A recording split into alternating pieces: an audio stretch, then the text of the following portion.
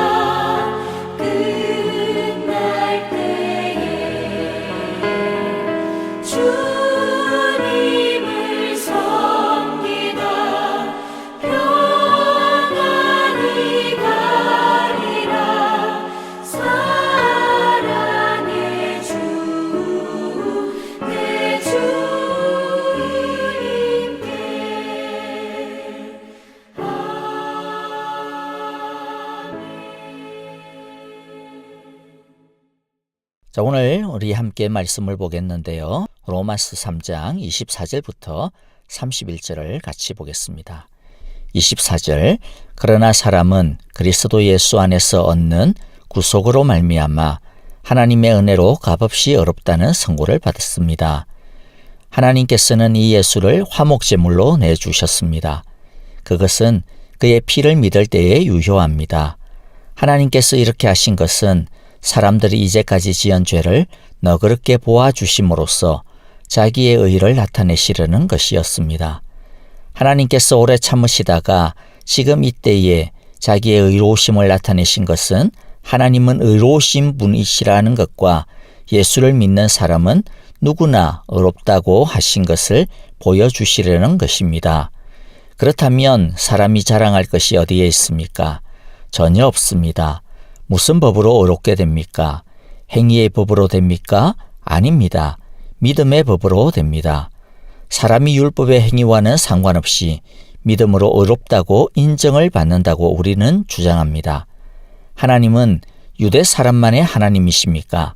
이방 사람의 하나님도 되시지 않습니까? 그렇습니다. 이방 사람의 하나님도 되십니다.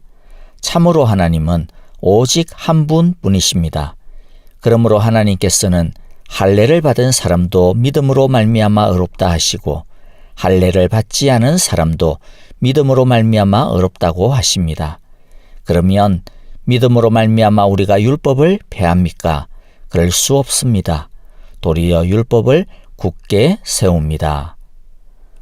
자, 어제 우리가 앞서 다루었던 내용을 기억하실지 모르겠지만은요.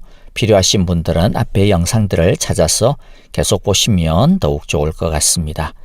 자, 오늘 또 할 내용들이 많으니까 바로 본론으로 들어가겠습니다.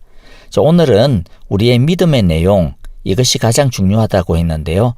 즉 예수님께서 하신 복음의 내용이 무엇인지에 대해 좀 살펴보려고 합니다. 먼저 24절, 25절은 예수님께서 하신 구원의 일, 즉 하나님이 마련하신 의에 대한 것을 세 가지 단어를 사용하여서 설명을 합니다. 구속, 화목제물, 피입니다. 우리는 하나님께서 우리를 죄에서 구원해 주셨음을 합니다. 하나님께서 우리를 영원한 죽음과 하나님의 진노 심판에서부터 구원해 주셨습니다. 그래서 우리는 지금 구원받은 상태에 있습니다. 구원은 결과이죠. 이제 우리가 알아야 할 것은 우리가 어떻게 구원을 받았는가, 하나님이 우리를 어떻게 구원하셨는가, 우리를 구원하시기 위해서 예수님이 하신 일이 무엇인가 하는 것입니다. 자, 24절부터 25절을 통해서 보겠는데요. 첫 번째는 예수님은 십자가에서 구속하심으로 구원하셨습니다. 구속이라고 하는 이 단어는 노예 시장에서 정당한 값을 지불하고 노예를 사는 것을 말합니다. 우리는 죄를 지음으로 인하여서 영원한 죽음의 노예 상태에 빠졌습니다. 이것이 죄의 형벌의 상태입니다. 하나님의 진노의 감옥에 갇힌 것입니다. 구속이나 화목제물, 피 이런 것을 제대로 이해하려면 죄에 대해서 좀 정확히 알아야 합니다. 사도 바울이 이때까지 그렇게 오랫동안 우리의 죄된 상태를 논증했던 이유가 바로 죄가 무엇인지를 정확히 아는 것이 매우 중요하기 때문입니다. 현대인들은 하나님께 죄를 짓는다는 것을 너무 가볍게 생각하는 경향이 있습니다. 실수 정도로만 생각합니다. 그리고 하나님은 사랑이시니까 뭐든지 다 눈 감아줄 것이라고 착각을 합니다. 그런데 이미 1장 18절에서 죄로 인한 죄인의 상태에 대해 밝혔습니다. 그 어떤 죄라도 죄는 하나님의 진노를 가져옵니다. 죄는 하나님과 죄인을 완전히 분리시켜 버립니다. 원수가 되게 합니다. 이것이 영적 죽음입니다. 하나님은 죄인에 대해 진노하고 계십니다. 이것이 하나님의 거룩이요 공의입니다. 죄인이 하나님의 진노의 형벌, 영원한 죽음의 노예 상태에서 벗어나려면, 즉 구원을 얻으려면 정당한 죄값을 하나님께 지불해야 합니다. 그것이 의입니다. 그런데 이미 살펴왔듯이 사람은 그 어떤 것으로도 하나님이 만족할 만한 의를 마련할 수 없습니다. 그래서 죄인은 하나님의 진노를 받을 수밖에 없는 것입니다. 그런데 예수님께서 십자가에서 당신의 생명을 하나님께 속전으로 주고, 속전이라고 하는 것은 구속을 위해 지불하는 몸값을 말합니다. 속전을 주고 우리를 구속하신 것입니다. 예수님께서 우리가 지불해야 되는 죄값을 전부 지불해 주신 것입니다. 흔히들 우리가 하나님의 은혜, 즉 구원을 받았다고 해서, 우리는 구원을 공짜로 받았다고 해서 많이들 오해하는 것 같습니다. 우리의 구원을 위해서 우리가 한 일은 하나도 없습니다. 우리 입장에서 본다면 공짜입니다. 그러나 구원은 공짜가 아닙니다. 하나님은 공짜로 구원의 의의를 이룬 것이 아니기 때문입니다. 대가를 치렀습니다. 그것도 값비싼 대가를 치렀습니다. 당신의 영원한 독생자 예수 그리스도의 피를 쏟게 하고, 즉 십자가에서 죽게 하시는 대가를 치룬 것입니다. 이렇게 우리의 구원은 공짜가 아닙니다. 하나님은 엄청난 희생을 지불하고 그것을 우리에게 그저 주신 것입니다. 오직 우리를 사랑하시기 때문에 말이죠. 하나님이 여러분을, 저를 이렇게나 엄청나게 사랑하고 있습니다. 여러분과 저는 이렇게 하나님의 엄청난 사랑을 받고 있는 존재인 것입니다. 둘째, 예수님은 십자가에서 화목제물이 되심으로 우리를 구원하셨습니다. 화목제물로 번역이 된 이 단어를 어떤 번역 성경들은 속죄, 속죄제물, 속죄소라고 번역을 하는데요. 틀린 번역은 아닙니다만은, 그러나 전체 의미를 다 담아내지 못하는 좀 아쉬운 번역입니다. 왜냐하면 앞에서 언급했듯이 죄는 단순히 규정을 어기는 것이 다가 아니기 때문입니다. 죄는 하나님과 우리를 갈라놓습니다. 원수가 되게 합니다. 우리는 원래 하나님의 형상으로 하나님의 아들과 딸이었는데, 죄는 그 모든 관계를 파괴해버리고 맙니다. 우리는 왕이신 하나님 아버지에 대해서 반역을 일으킨 것입니다. 이것이 죄입니다. 그러므로 죄를 해결받으려면 단순히 죄를 사면받는 것, 용서받는 것만으로는 충분하지가 않습니다. 죄를 사면했지만 얼굴을 안 볼 수도 있지 않겠습니까? 하나님이 우리의 죄를 용서하시면서 그래, 이제 너 죄 용서 다 해줄게. 하지만 너희들 마음대로 가서 제발 내 보이지 않는 곳에서 좀 살아라. 용서는 해주겠지만은 이제 우리 두 번 다시는 보지 말자꾸나. 빠이빠이, 짜이젠, 이렇게 할 수도 있지 않겠습니까? 진정한 죄의 용서는요, 그러므로 그냥 전과 기록이 없어지는 것만으로 충분하지 않습니다. 다시 하나님께서 아들과 딸로 우리를 받아주셔야 합니다. 다시 화목해야 합니다. 하나님과 화평이 이루어져야 합니다. 그래야 진짜 용서가 이루어진 것입니다. 그래서 구약에도 보면요, 속죄제와 더불어서 화목제가 같이 가는 것입니다. 예수님이 십자가에서 화목제물로 죽으심으로 이제 우리는 단순히 죄가 사해지는 그런 은혜를 얻은 것이 아니라 원수되었던 하나님과 참 화목, 참 평화를 가지게 되었습니다. 그래서 잃어버렸던 하나님의 자녀의 권세를 다시 회복하게 된 것입니다. 이를 통해서 우리는 언제든지 이제 하나님의 은혜의 보좌 앞으로 나아가 하나님과 교제를 나눌 수 있게 되었습니다. 하나님께 기도하고 또 하나님의 말씀을 들을 수 있게 된 것입니다. 예수님께서 비유하신 것 중에 탕자의 비유에 보면 집 나간 둘째 아들이 집으로 돌아오자 아버지가 어떻게 합니까?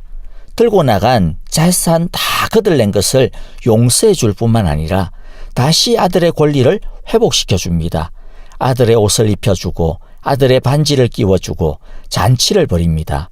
이것이 화목제물 대신 예수님의 의를 통하여서 우리에게 일어난 화목입니다.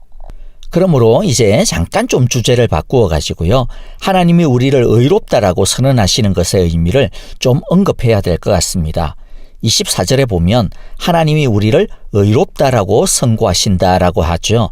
그리고 하나님이 우리를 의롭다라고 하신 것에 많은 표현들이 26절, 28절, 30절에도 계속 나옵니다. 그러면 우리가 의롭다라는 뜻이 무엇일까? 하나님이 우리를 의롭다라고 하신다라는 뜻이 무엇일까요? 먼저 우리가 의롭게 되었다라는 것이 우리 안에 죄성이 다 사라졌다라고 하는 뜻은 아니라고 하는 것을 기억해야 합니다. 우리가 의인이라고 하는 것이 실제적으로 우리가 의로운 사람이 되었다라고 하는 뜻이 아닙니다. 의롭다라고 선고를 받는다라고 하는 말은요, 법정의 용어입니다. 자, 이것을 설명하기 위해서 좀 예를 들어보죠. 우리가 죄를 지었습니다. 우리는 이미 유죄를 선고받아가지고 사형수로 복역을 하고 있습니다. 그런데 어느 날 갑자기 사면 통지를 받습니다. 대통령이 사면을 해주었다라는 거예요. 그러면 어떻게 됩니까? 형 집행은 그 즉시로 중지되고 우리는 자유하게 되죠. 이것이 우리가 의롭다함을 받은 것과 같은 것입니다. 우리가 법정에서, 하나님의 법정에서 우리가 이제 너 자유다. 너 이제 너의 모든 죄가 다 사해졌다. 라고 그렇게 선고를 받은 것이죠. 그런데 의롭다라는 것은 단순히 법정적인 뜻만은 아닙니다.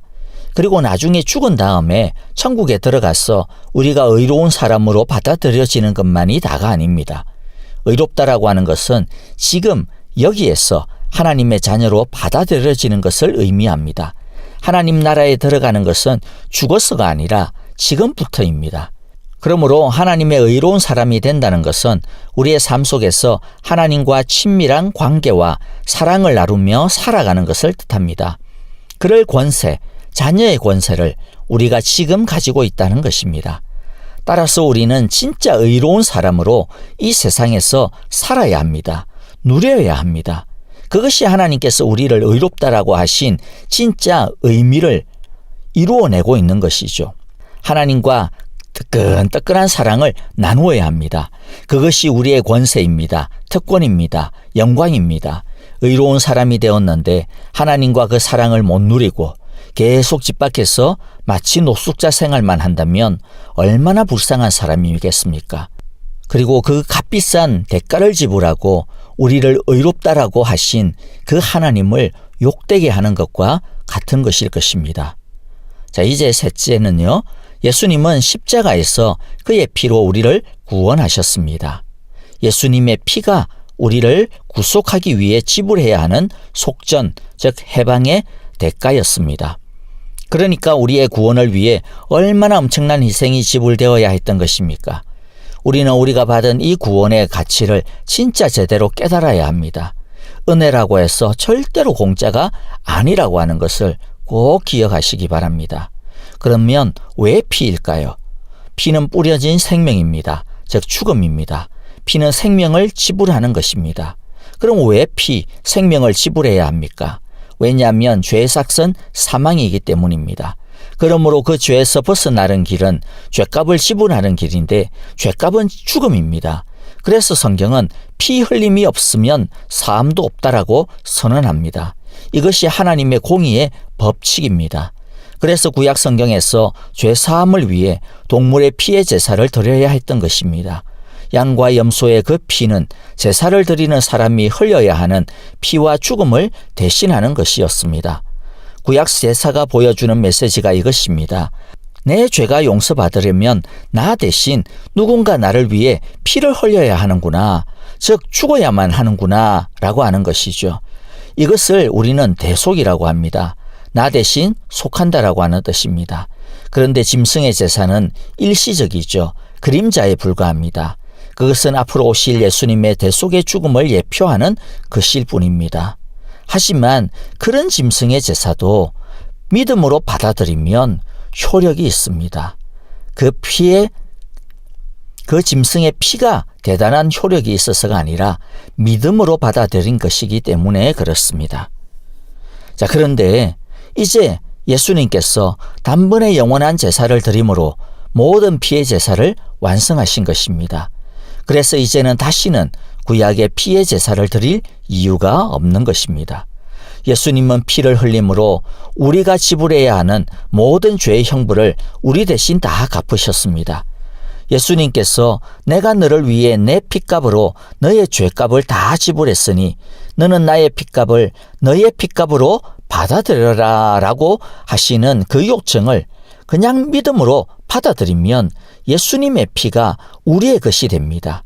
선물인 것입니다. 선물로 주면 받든지 거절하든지 둘 중 하나죠. 그래서 예수님의 이 피를 믿든지 믿지 않든지 세상 사람은 둘 중 하나에 속할 수밖에 없습니다. 아무래도 이제 말씀을 좀 마무리해야 되겠습니다. 다 못해서 좀 아쉬운데요. 또 다음에 할 기회가 있으리라고 보고요. 자, 여러분들 28절처럼 우리가 하나님 앞에서 의롭다함을 받을 수 있는 것은 율법의 행위, 선한 행위가 아닙니다. 그럴 수 있는 육체는 아무도 없습니다. 오직 하나님이 예수님을 통해서 이루어주신 그 의의 선물을 받아들여 자신의 것으로 삼는 길밖에는 없습니다. 이렇게 하나님의 이 의의 선물을 받아들이는 것이 뭐라고 했습니까? 믿음이라고 했습니다. 그러므로 우리는 우리 자신도 심지어 우리 믿음도 자랑할 것이 하나도 없습니다. 자랑해서는 안 됩니다. 우리가 자랑할 것은 오직 예수님밖에 없습니다. 하나님의 은혜밖에 없습니다. 27절을 같이 읽읍시다. 그렇다면 사람이 자랑할 것이 어디에 있습니까? 전혀 없습니다. 무슨 법으로 옳게 됩니까? 행위의 법으로 됩니까? 아닙니다. 믿음의 법으로 됩니다. 우리는 어떤 순간에도 우리 자신이 아니라 나를 사랑하사 나를 위하여 자기 몸을 버리신 하나님의 아들의 피를 바라보아야 합니다. 그저 오직 나를 사랑하시기 때문에 사랑할 이유가 없는데도 불구하고 하나도 없는데도 불구하고 나를 너무 사랑하셔서 당신의 피를 폭포수처럼 쏟아주신 예수님의 사랑만을 붙들고 의지해야 합니다. 예수님의 피가 사랑입니다. 예수님의 피가 능력입니다. 우리 찬양과 더불어 기도하겠습니다. 예수님의 피의 구속, 피의 사랑만을 붙들고 나아가겠습니다. 이렇게 기도합시다. 오늘 하루도 건강하게 보내십시오. 내일 다시 뵙겠습니다. 안녕히 계십시오.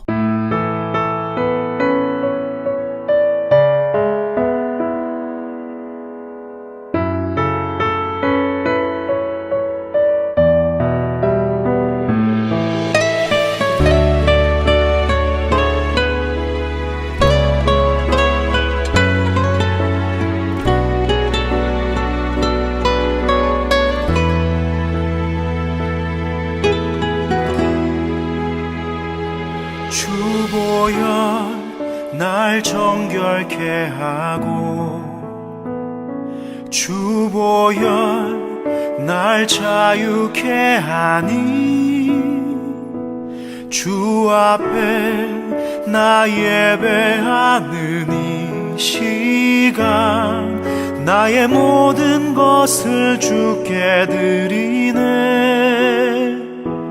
주의 손 날 위해 지키셨고 주의 발 날 위해 박히셨으니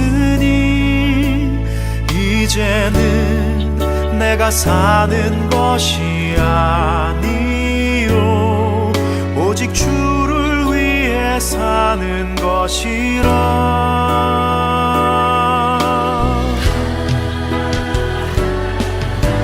주의 손에 나의 손을 보게도 또 주의 발에 나의 발을 보게요. 나 주와 함께 죽고 또 주와 함께 살리라. 영원토록 주 위에 살리라. 주의 손에 나의 손을 보게도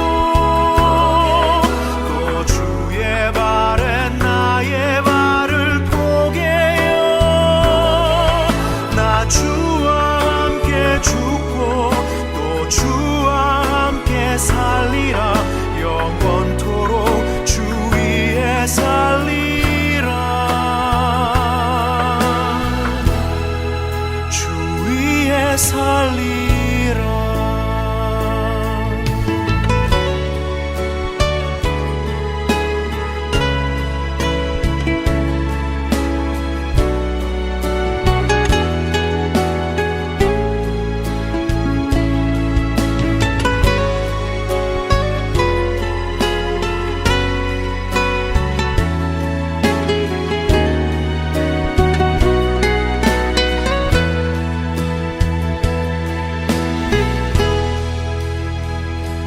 주의 손 날 위해 지키셨고 주의 발 날 위해 박히셨으니 이제는 내가 사는 것이 아니요 오직 주를 위해 사는 것이라.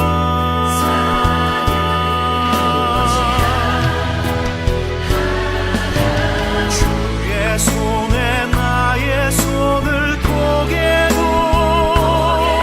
또 주의 발에 나의 발을 보게요. 나 주와 함께 죽고 또 주와 함께 살리라. 영원토록 주 위에 살리라. 주의 손에 나의 손을